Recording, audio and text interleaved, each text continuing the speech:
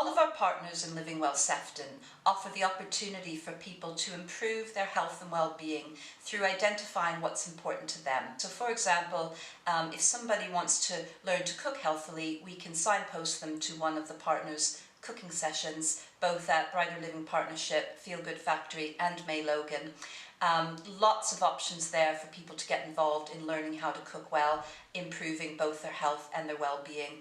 Physical activity is really important for people, but often they are at a very low point and they need something very gentle. So we could look at gardening groups, walking football, for example. And social activity is very important, so we would encourage people to come along to many of our social inclusion groups. The focus might be arts and crafts, it might be reading, but it's about getting together and having a shared experience and supporting each other to move on with activity that can improve both their physical health and their mental health.